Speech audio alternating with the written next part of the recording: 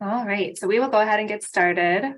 Welcome, everyone. Thank you for joining us today for another installment of the RPC-MPO joint webinar series. Today is the first of a two-part session, Planning 101 for local plan commissioners.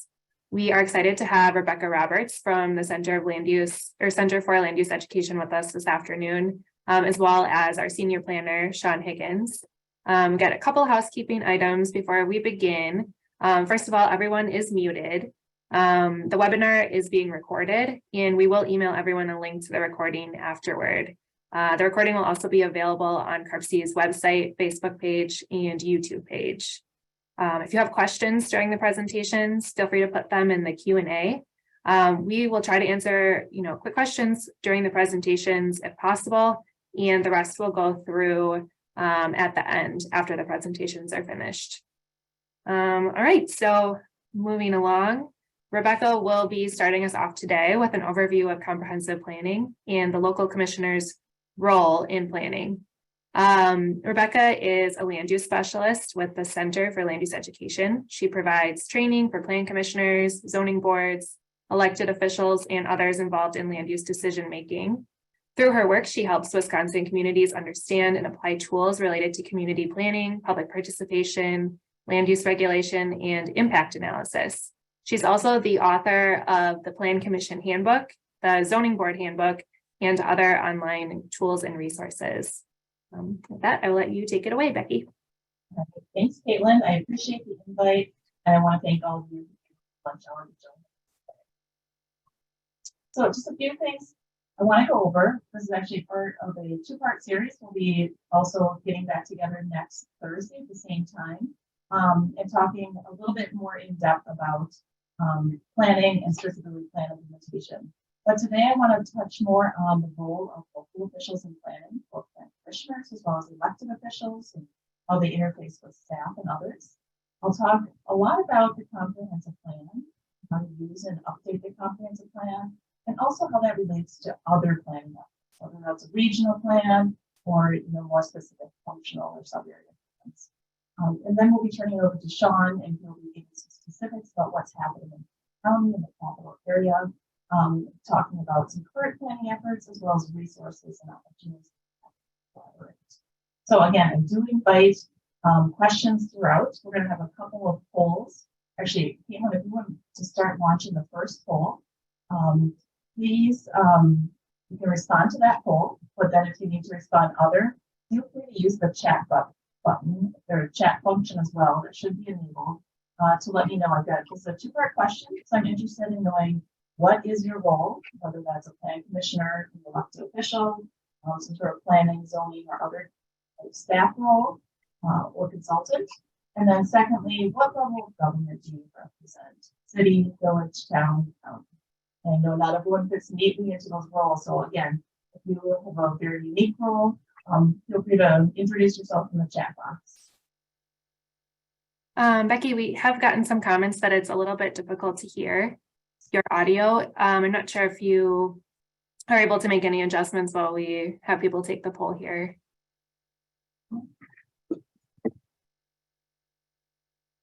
Just double check.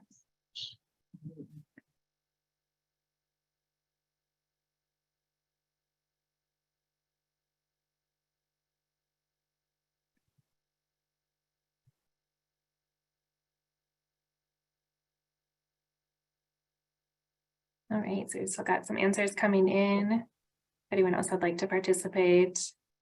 Looks like we have a lot of planning and zoning staff, particularly from cities and villages, towns as well. Caitlin, I did just switch my audio. Is this sounding a little bit louder to you? That's much better. Okay, perfect. Fabulous. I did turn off my video as well. We can turn that back on when we get to the questions. So I'll let you show the poll results if you think most people have answered. Perfect. Okay, so it looks like the majority of you are plan commissioners. I know oftentimes there's also overlap with elected officials. So some of you might be serving those dual roles. And we have a number of planning and zoning staff and consultants and others joining us as well. And then it looks like mostly cities and villages. We have a handful of towns and counties. All right, so thank you all for joining. I do want to speak just for a moment to the important role that you play. I serve on my local village board and plan commission, and I know what a commitment it is. So thank you for your service and the important role that you play. For some of you who might be somewhat new to the position, I do want to start with a few fundamentals in terms of who does what. So here on the screen, I've laid out some of the major players. So at the top right, we have our Plan Commission. This could also be considered the Planning and Zoning Committee if you operate at a county level. And sometimes other communities, especially towns, will use slightly different names. Know that those are all mostly the similar body. Sorry, that's at the bottom right here. We have our elected officials, which could be the county board, the town board, city council, or village board. And then we also have our staff. All right, so let's start with the governing body at the top here. The governing body sets the tone for what happens in your community in terms of planning and plan implementation. They do this in part by how they interact with staff and the Plan Commission and what types of tools and programs they authorize through budgets.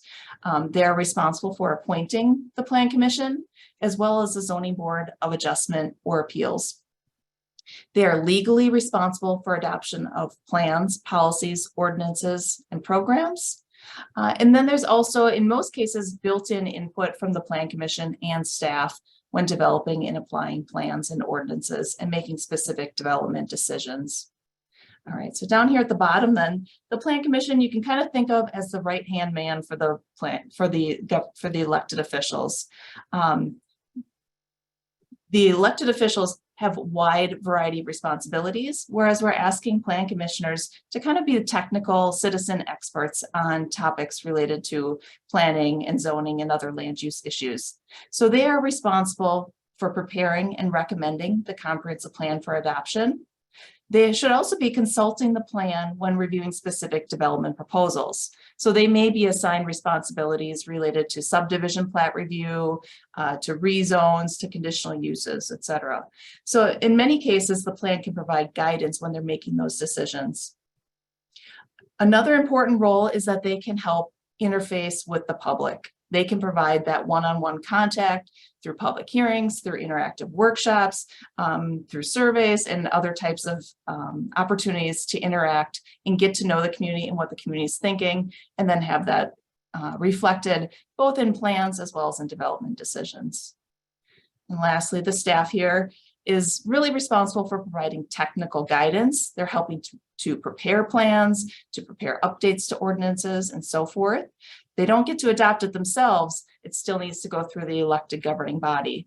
But one of their key roles is also interfacing with the public and communicating key aspects of their plans and policies and procedures, not only to the public, but also helping guide those local officials. They should be responsible for helping the local officials track how they're implementing plans and implementation tools. Okay, and in part, they can also help keep planning visible and make use of it on an annual basis when we're thinking about major infrastructure decisions or public projects. There's a lot of great detail found in plans that can help guide those annual decisions and also those day-to-day development decisions. So pulling back out the plan, pulling back out some of these written policy documents when we're making specific development decisions and making sure that those decisions are consistent with the community's long-term vision. Okay, so one bit of distinction I want to point out here, and I'm not going to get into too much detail here. I can do other trainings on this and point you to some additional resources, but different types of decisions that local governments are involved in have different levels of discretion associated with them. So let me start here on the right side. Administrative decisions are fairly black and white decisions. Typically, these are staff decisions where they're applying clear and objective standards, typically written out in an ordinance. So examples of that would be, when you're granting a simple zoning permit or doing an inspection, things like that. Okay, next, we have quasi-judicial decisions. This is where a local official has a higher level of discretion. They are applying plans and ordinances, but they are applying them to specific development decisions. And so there's some limits in terms of how they can interface with the public, and there's also limits on how they apply the ordinance. They don't have the ability here when you're talking about conditional uses or variances and other types of decisions to necessarily change the rules. They need to apply the rules as written. Okay, and so sometimes the Plan Commission falls in this quasi-judicial role. But the great thing about the Plan Commission, as well as the elected body, is that they also can play a legislative role. And so when you are making policy, when you're adopting plans, and when you're either adopting or updating ordinances, you have the opportunity to actually make those rules. That's when you have the most creativity and ability to implement change, okay? And in this process, broad public participation is encouraged. So I'm not going to delve into the details of zoning and other land use decisions today, but know that sometimes when you go back and forth between some of these different tools, your ability to have flexibility and creativity and to interact with the public differs. So I just want to point that out. And if you're interested in more on that topic, I do want to point out a couple of resources up front. We have a Plan Commission handbook that details some of these different tools that you oftentimes work with, as well as how your responsibilities change. And then we've also tried to turn that into an online set of training modules where you can dive into some of those specifics as well. All right, so now I want to dive into a little bit more about planning, and I'm going to start big here. So there's lots of different types of plans. Okay, let's just imagine this is a region. We can pretend this is Dane County if you'd like. And in the center here, perhaps we have City of Madison or City of Sun Prairie. Imagine, put yourself at the center of this map if you'd like to. Okay, so a lot of plans that we have are municipal or local government level plans. Okay, but that's not the only type of plan we can have. We can also have sub-area plans. So maybe there's a specific area within your downtown or a neighborhood, a corridor, etc., where you do some specific planning efforts. And then likewise, we can also go to a much larger area. So when we think about the capital area regional planning commission, they're oftentimes interested in developing plans on a regional basis. So across the entire county, perhaps in some cases, they're also considering their interactions with neighboring counties. Caitlin, I do just want to stop here. Is my volume still okay? Yes, you are loud and clear for me. Perfect. All right, so let's erase that a little bit. So that was talking about the geography of plans. We can also talk about the content of plans. So we can have functional plans as well. So one example of a regional plan where they're thinking about a specific resource might be a greenway or a corridor plan, as shown here in the green.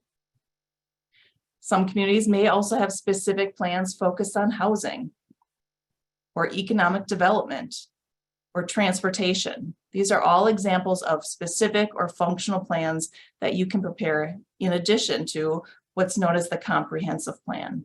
The comprehensive plan, which we'll talk more about, is really kind of an umbrella document where you're trying to take a holistic look at a lot of these different issues across a municipality. Okay, and then I also want to point out that plans can have different time horizons.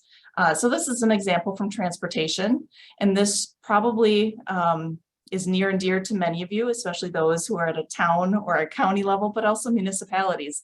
Many of you will prepare very short range transportation plans, maybe looking at 1 to 3, maybe 5 years max into the future. And that ties directly into your budgets in terms of what you're funding, what you're planning for. And then certainly you can have longer 10, 20 plus year plans as well. And so there's value and there's importance in planning at all of these different scales. This is kind of a hypothetical little, where do you place plans?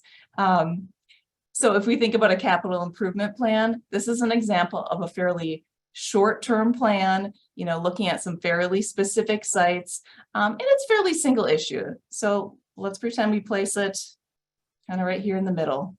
Okay, you can also have, you know, these specific examples of functional plans. So housing. Okay, so we're looking at a single issue. It's probably a little bit longer term in objective. And let's see, regionally, it's probably, you know, more of a municipal type plan. So we'll stick it here. And then in contrast to the comprehensive plan, this is a very long-term plan, often 10, 20 years in the future. It's capturing all these different issues. And oftentimes, again, it's at the municipal or local government level. And then lastly, our regional plan here. Let's bring it out on this regional level, you know, kind of medium or longer term plan. And oftentimes it's a single issue plan. So what I wanted to get at here is that the comprehensive plan is just one type of many plans. It's very much a multi-issue plan, and you can think of it oftentimes as an umbrella plan. And that really comes into play when you think about how the plan is implemented. I think of the comprehensive plan as a guiding document for a community. It's kind of this big umbrella, and it can be implemented through a lot of different tools. So you may have specific plans that will help you reach your objectives. You may have specific programs. Some of them may be voluntary or conservation-based, etc. Funding decisions certainly also help you implement your plan. And then there's also a variety of regulatory tools to implement your plan. You know, these are the big three that most people think of, and these are three that need to be consistent with the plan, which we'll talk about a bit later. So zoning, subdivision, and official mapping, what I've shown here. All right, Caitlin, this would be a good spot to stop. I just want to get a sense of where people are at with planning. I was poking around on a number of websites recently from Dane County, and I do believe that most of you probably have a comprehensive plan. How familiar you are, if you're a newer Plan Commission member, may be a different issue. So I just want to get your sense on this first question. How are you using the plan? And you could really think of this as, what do you find beneficial, or how do you find value in the comprehensive plan? So you can think of some of those options as long-range issue identification, visioning, or planning. Maybe you are doing a great job consulting it when you're making those specific development decisions like zoning or subdivision. I know some communities are using it to inform capital improvement planning or annual budgets. And then a really innovative way that I've heard of communities using it is in support for grant applications. And I know there's a ton of federal money and state money out there right now. Now, oftentimes, if you can pull a lot of data and show that you've done visioning and planned for specific projects from a plan, that is either a requirement or can add support to your application. And then secondly, I'm just curious, what other types of specific plans do you have?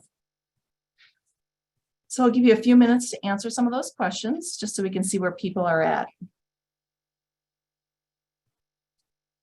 And Caitlin, I'll give you discretion. Once you think enough people have responded, you can go ahead and show the results. Got about 60% of people who have submitted responses. So we'll just wait another few seconds and then we can share those results. Perfect. All right, looks like we're slowing down here. All right, so a lot of you are using it for that long range issue identification, visioning, and planning, which is exactly what a plan is for. And then many of you are also taking it one step further and consulting it on those specific development decisions. And then it starts to fall off a little bit. A number are still using it for more of a capital improvement and budgeting decisions. And it's actually great to see 15% looks like are thinking about grants. Okay, and then in terms of specific plans, the two that stick out, housing. I know that's been a huge hot topic around the state, especially in Dane County recently. Parks, recreation, or natural resources protection are other common plans. Good, well, I'll go ahead and close that out. And then we can dive into the comprehensive plan. What specifically is the comprehensive plan? So I gave you a sense of where it fits into other types of plans. And know that there is a comprehensive planning law in Wisconsin that in most cases requires communities to have a comprehensive plan if you're taking land use actions like having a zoning ordinance or subdivision ordinance. Okay, so there is a technical definition, but I don't want to start there. I want to start with this little quote. This is from the village of Little Chute, and it's from the preface to their comprehensive plan. And I thought it just nicely captures what planning is about. So I'll go ahead and read this. When we plan, we're deciding how we want our community to look, function, and feel. We create a comprehensive plan, but this is not just the title of a document, it's the description of a process too. And why I like this is this dichotomy. It's about creating that plan. It's about, mapping out visually as well as on paper what it is that you want for the future of your community.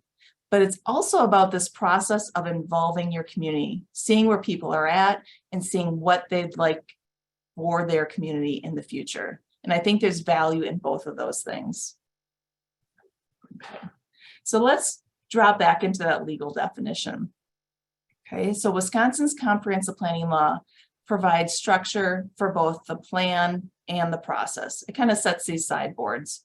So in terms of process, it requires written public participation procedures. That's where that process comes into play.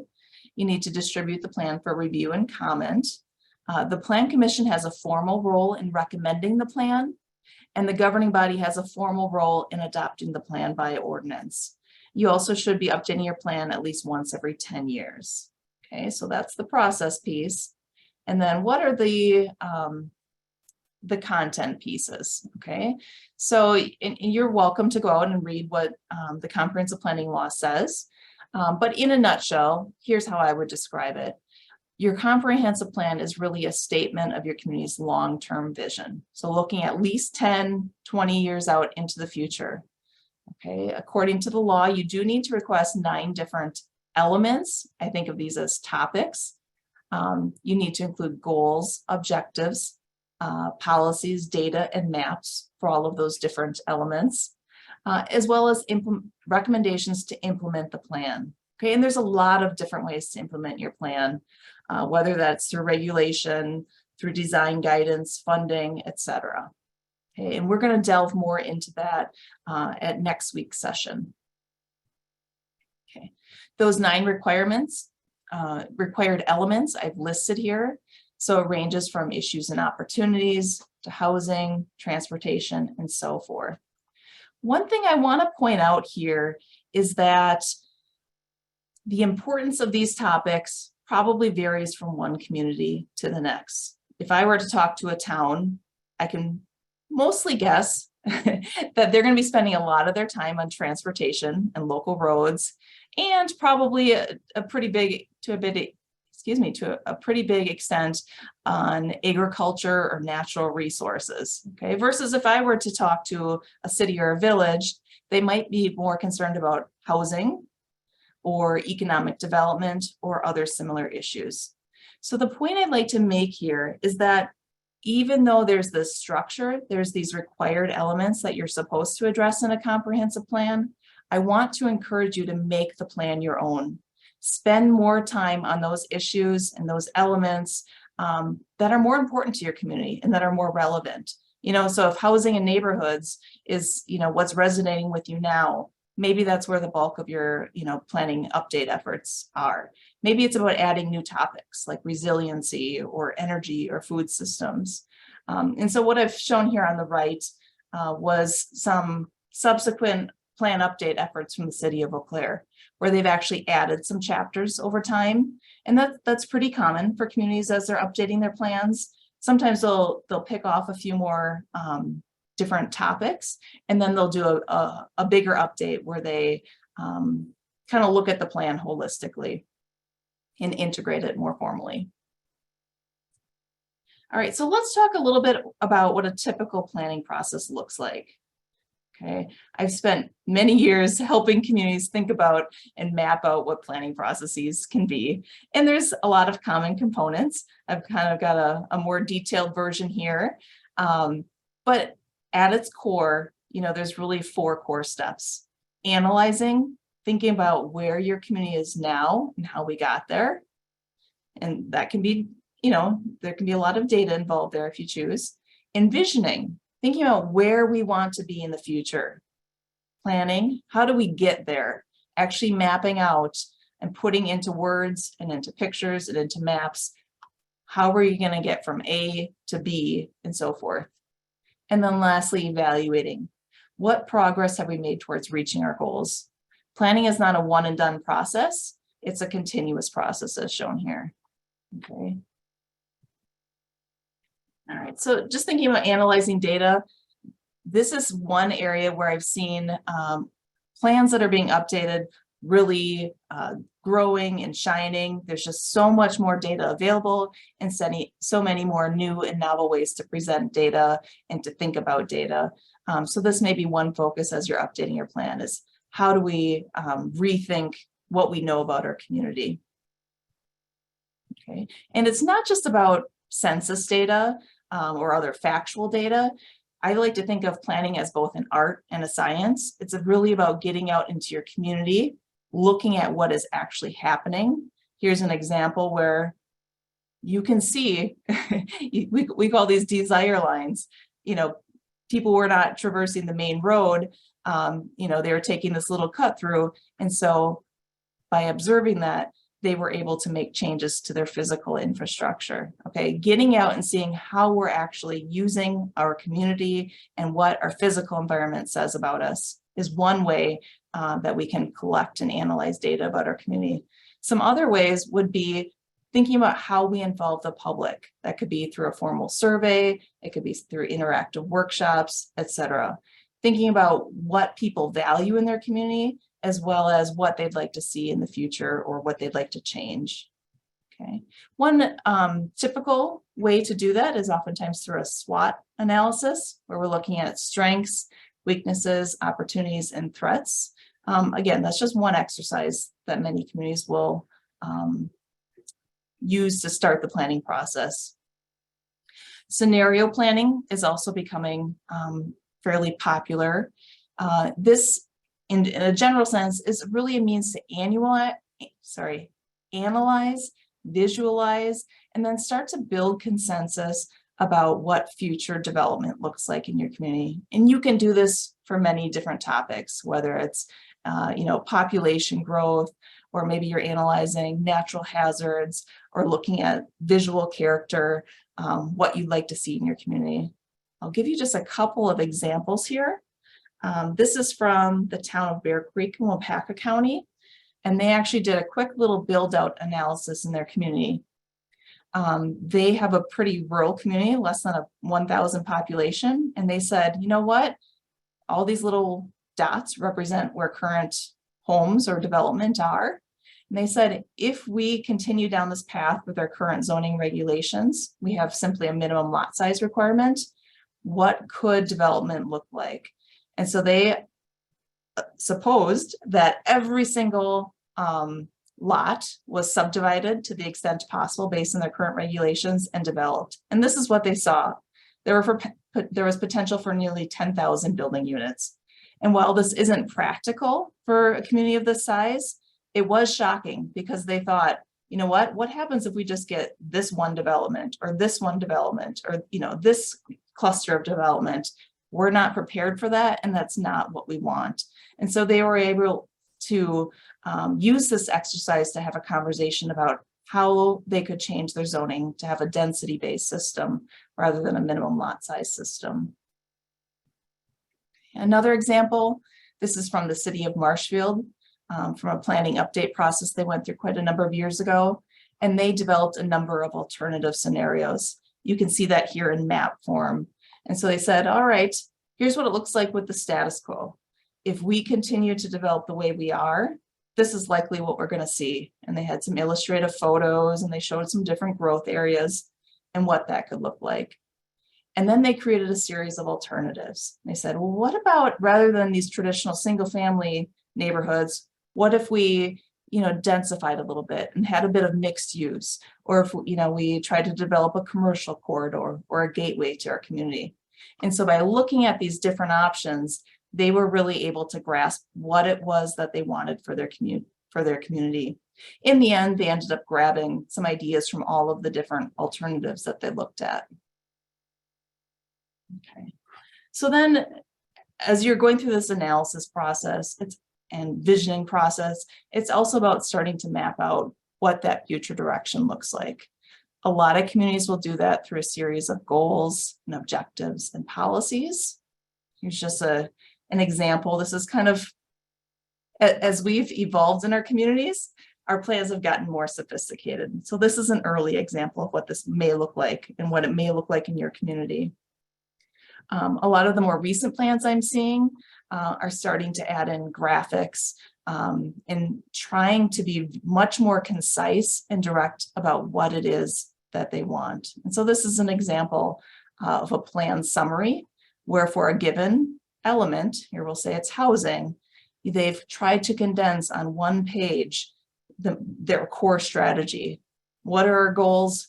What are our actions that we're going to take? And how quickly are we going to try to achieve this? And here you can see they've also added in some, a quick synopsis of where they're at in terms of data and existing conditions. All right. So as I've mentioned, planning is not just about creating that plan. It's also about implementing the plan and kind of keeping touch on what's happening in terms of monitoring the plan and making sure that you're making future progress. Okay, so that's why there is that plan implementation element that's built into the planning process. And this is a really good spot to pull together some of your high-level guidance in terms of what your future priorities or actions are. I encourage communities to think about not only what it is that they want to achieve. This could be a laundry list of 50 things, but also then what are your priorities? You can't achieve it all. So where are you going to focus your immediate attention and where are you going to head in the future? So by filling out some of the details in terms of what's your timeline, realistically, what resources do you need? And does that, is that achievable? What party is going to be responsible for implementing each item? And what are your indicators or measures of success? If you don't start to fill out this detail, it's really easy to put together that plan or that implementation element and then stick it on a shelf and forget about it. So it's important in your role as both a plan commission member, as well as perhaps for some of you as elected officials, it's your job to think about how are we actively going back and making sure that we're implementing our plans. They don't implement themselves. Okay, so this is just a couple of visual examples of what this could look like. So here, this community was concerned about housing. They had some different specified actions. They laid out who was responsible, some generic costs and timing and funding options. And here's another example. I like this one from Prairie du Sac because they had a long list as well, but they said, here's our top 3. This is where we're going to focus our future direction. Okay. And then also in terms of monitoring, it's helpful if you can start to measure what it is that you want to implement. And so this is an example where they were focusing in on implementing a new bicycle network. And so they set up performance measures. They collected initial data. They set target benchmarks so that they had a group who is responsible for measuring their progress towards reaching their goals. Okay, so I recommend if you can, not everything lends well to measurement, but if you can include metrics in your plan to know that you're reaching success, that's optimal. Okay, one other thing that I recommend is that you conduct a self-audit. Ideally, this might occur once a year if you have the time to build it into your schedule. And what I think this could look like, and every community can personalize this, is a joint meeting, possibly involving the governing body, the plan commission, potentially the zoning board, as well as staff, if you have staff who can support you on this. And just look at what type of development have we gotten in the last year or in the last 5 years? Have we had some new subdivisions? Have we had some building permits? Have there been any rezones, conditional uses, etc.? Oftentimes looking at this over a larger period of time can allow you to sit back and reflect a little bit. Okay, you might see that, you know, some recent updates to your plan or to your ordinances are really helping you to achieve the development you want. Or you might see that there's, you know, maybe some tweaks that are needed. Maybe there are some areas that are a little bit unclear or that are not addressed. And so this is a time to kind of write that down so that you can put that into your work planning process. This is also a great time to check back in on your plan implementation element, especially if you have, you know, some key tools that you're working towards developing, or if you have some of those benchmarks so that you're measuring what kind of progress you have. So this really is just the process of not only planning, but then working towards implementation, evaluating your success, and then starting that process all over again, okay? It's a bit of continuous improvement here. All right, so Caitlin, I just want to stop and check to see if we're having many questions. I've got another section that I can certainly get through, but I want to see, are there a ton of questions out there, or should I keep going with the presentation? So far, we have one open question. Okay. Yeah, if you'd like to keep going. Sure. Okay, I will keep going then. I wasn't sure how quickly we'd get through things, so I knew I could leave some of this for next week, but I'll go ahead and dive in since we have the time. All right, so as I was reflecting with Caitlin about what kind of questions I thought you'd have, one piece that I got is that a lot of local communities are saying, you know what, as soon as we put something in our plan, the developers are holding us to that. In some ways, it's a positive thing. In some ways, it's a negative thing. And they're saying, you know, you've written this in your plan, so this is the way it needs to be. Okay, so I want to dive into the idea about consistency and what is the relationship between the plan and specific development tools. And when I'm talking about that, I'm specifically thinking about zoning as well as land division regulations, because those are two of your most common tools. As part of that comprehensive planning law, there was also a consistency requirement that states new or amended zoning, land division, and official mapping ordinances must be consistent with an adopted plan. Okay, and consistent means furthers or does not contradict the objectives, goals, and policies contained in the plan. So I want to unpack what this means a little bit, and I'm going to do this through some examples. Reflecting first on, I'll call them the early version of plans. When people were creating plans in the early 2000s, they had a very, there was a very close alignment. Many communities didn't even have plans before that. And so they may have had zoning ordinances, or they may have had a plan that focused just on land use. They weren't thinking comprehensively. And so they were very literal in their translation from their zoning ordinance or their existing land use map to what they thought their future land use map should be. And I think communities are getting more sophisticated, and I'll give you some examples of that. But as we're thinking about determining consistency, so let's just take a rezoning as an example. Let's say a community gets a proposal and they want to rezone an area that's currently agricultural to a residential use. All right, so what are some logical steps that you take? I recommend you look to your future land use map. You also look to the text of your comprehensive plan to help you determine if that proposal is consistent with the plan, okay? If it is consistent, if there's clear guidance on your future land use map, for example, or in your plan, saying that that area is targeted for future residential development, well then by all means, recommend approval of that rezone. But sometimes it's not consistent, okay? Then you really have two options, is to either recommend denial, or if it's something that would be positive for your community, but perhaps that you had just not thought about, you should actually go back in and change your plan to recommend changes to the plan before you allow that rezone. Okay, so I want to go through some visually how communities are updating some of their future land use maps and text to provide some additional guidance for zoning. Okay, so again, let's start with a mapping example. And I tried to pull a couple of local examples, and then I've got some others from around the state.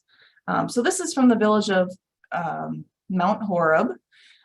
This is their future land use map. And you can see here, this red boundary is actually their village boundaries. In addition to that, they have mapped current urban service area boundary shown in the lighter blue, and in the darker blue, they've mapped a potential expansion of that boundary. Okay, so I'm going to zoom in now to a portion of their map. Okay, so this was the northwest corner of the map. Okay, and they actually put some text annotations directly on this map. So in essence, the plan specifies conditions under which future growth may occur. So in this given area, which is outside of their urban service area boundary and current village boundaries, they said if development is going to occur in this area, it's conditioned on the improvement of a new north-south collector road. So when you come back to the idea of a rezone, where would they start heading when they're having that discussion? All right, so let's say we've got this rezone proposal. Maybe it's consistent with the uses that we wanted for that area, but the Plan Commission and the elected governing body should be saying, well, is that road in place? Okay, it's not. So now let's think about how could we provide that? Is that in our near-term capital improvement or road plan to build that road? And if not, is there some sort of assistance that the developer can provide to help build that road? And again, if not, that's really saying this area is really not right for development. It's not ready for a rezone because we don't have that critical infrastructure in place. So you can see where they've provided that guidance directly in their plan by making those notations on their map. Zipping across that same map, this is the northeast corner of the village, actually butting up to the, again, the village boundaries were currently in red. So this is kind of their outside their village boundaries. And they said that development of this area is constrained by utility capacity. So again, if development occurs, it needs to be limited. And so they actually specified how many dwelling units per acre they could currently handle unless some major improvements were made to utilities. And again, you can see that they're also looking for assistance by the developer or potentially, through grants or other sources. But currently they don't have the ability to grow beyond a certain level without those infrastructure upgrades. All right, so then looking to an example of the text of a comprehensive plan to provide guidance. I pulled this one from the village of DeForest, and I know they're in the process of updating their plan once again, so perhaps this will be included again, or perhaps they have an even better way of doing this. I like to think of this as a consistency matrix, but they've called this a future land use categories and policies table. And so what you see here on the far left are these future land use categories that would be shown on their planning maps.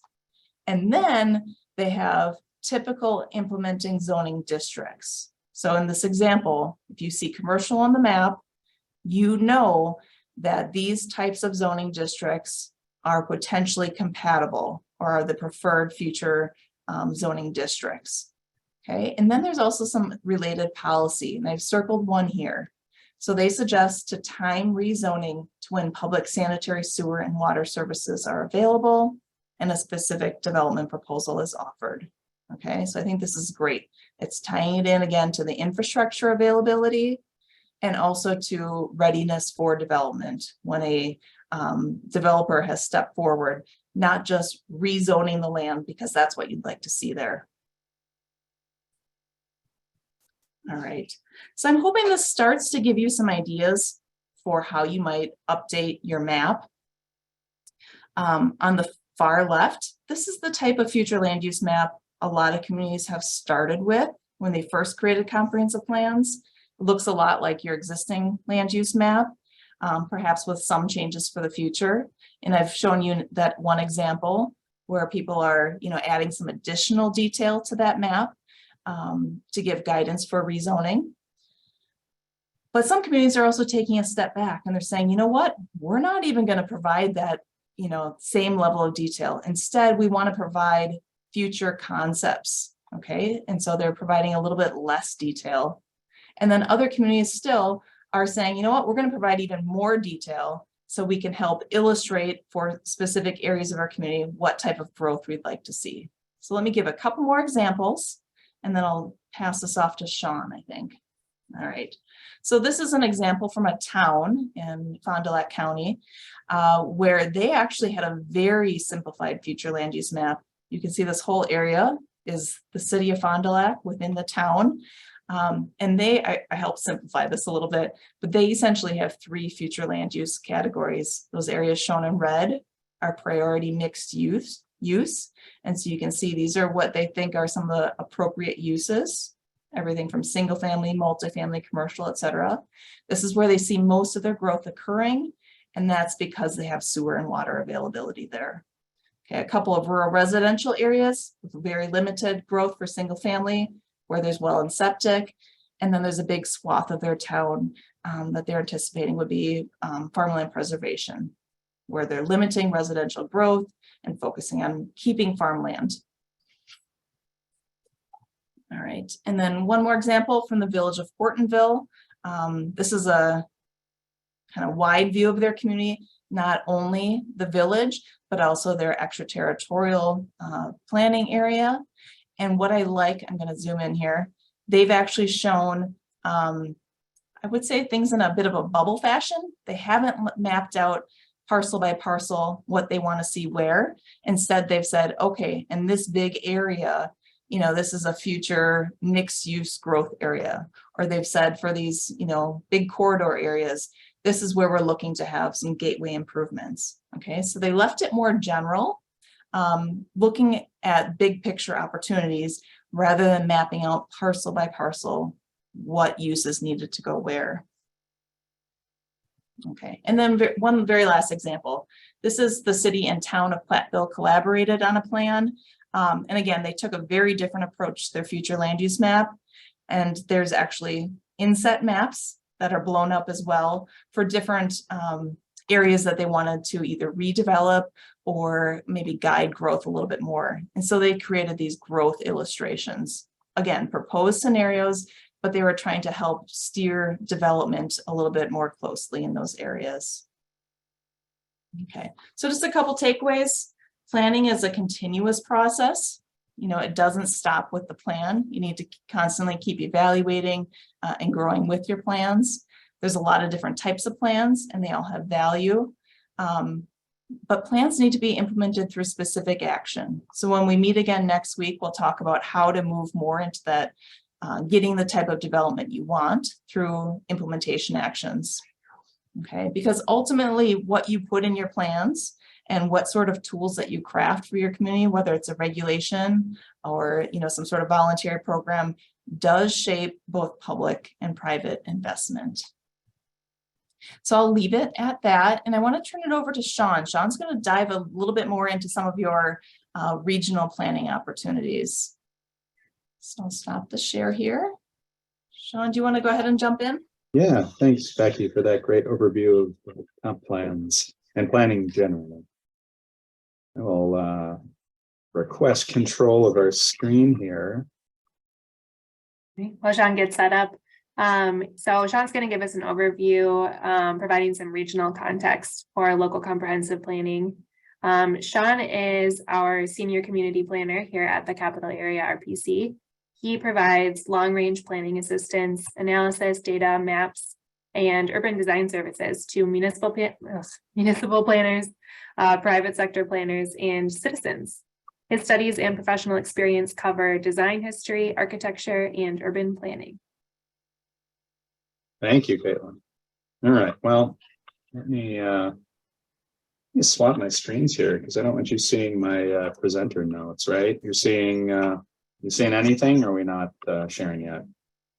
Not sharing yet. Not sharing yet. All right. How about now? We see a purple circle. Purple space circle. Yes. There we go. Mm-hmm. All right. So, as stated, I'm Sean Higgins, Senior Community Planner with the Regional Planning Commission. So, for my portion of the presentation, I'd like to zoom out a little bit to the region and discuss how local plans relate to what's occurring in the bigger picture. Becky's overview of comprehensive planning sort of showed that local planning doesn't occur in a vacuum. It has the ability to impact neighboring communities. And as such, cooperation is vitally important. Why cooperate with your neighbors? Well, avoiding future conflict, gaining more certainty over future development are two great reasons, among many others. So what is a regional plan? Or for that matter, what's a sandwich? Well, like a sandwich, a regional plan and our region's plan is not just one thing. It's comprised of many parts. In our case, land use, water quality, and so on. It gathers different parts into a harmonious whole. Now, how does this relate to your comp plan? Well, regional plans attempt to provide a consistent framework for local planning. When you're updating a local plan, you can consult the regional plan for development strategies, and local plans attempt then to be consistent with that regional plan. Like the sandwich, we're good individually and great together. Whoop. Wrong way. CARPC is primarily responsible for preparing and maintaining land use and water quality plans for the Dane County region.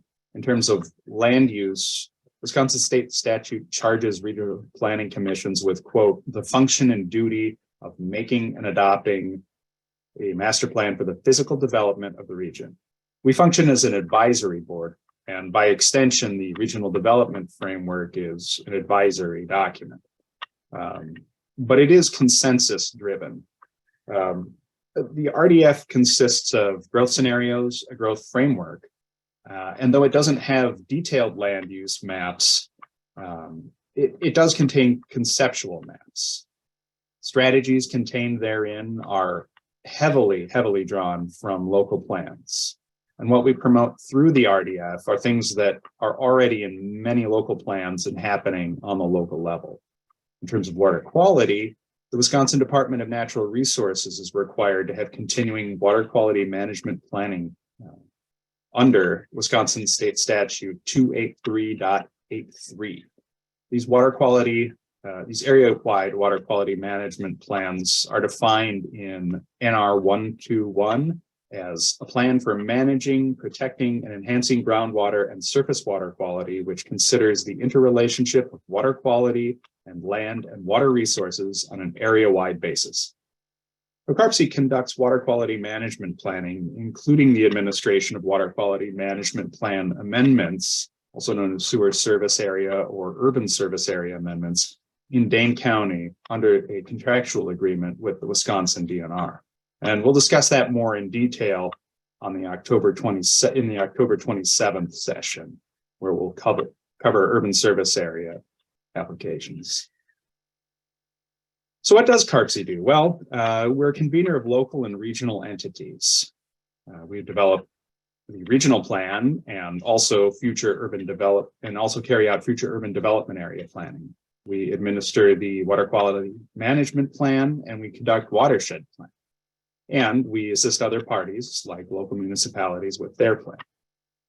Now, contrary to what some might tell you, we don't regulate land use, nor do we establish ordinance or issue permits. Those are primarily locally controlled matters. And though we do carry out regional planning, issues like transportation, housing, and economic development are done by our partner agencies. So what can you get from the Regional Planning Commission? Well, we offer local communities help with data, mapping, planning, and design services. We assist with planning education. We facilitate multi-party planning efforts. And of course, we advise on issues related to the regional development. And that's all I have for you. So thanks for your attention. If you have any questions about the regional development framework, our planning efforts, or any of the services we offer, feel free to reach out to any member of our staff. And with that, I'll turn it back over to Caitlin and to Becky. Fabulous. Thank you, Becky and Sean. We do have about 5 minutes left in the planned session time for questions. We've got a couple of really good ones already in the question and answer area. So I'll go ahead and start reading those. Feel free to add any others if they've come up since then. The first is from Jim. Do you have any best practices or templates for surveying residents regarding specific planning issues? I think that one is directed toward Becky. Yep. All right, so I don't have a template. I don't think there's necessarily a one size fits all approach for a survey. Every community is a little bit different, and so what you choose to focus on is going to be different. But in terms of resources that are available to help you develop a survey, one, I would reach out to Capital Area RPC and see if they can be of assistance. Throw you under the bus there.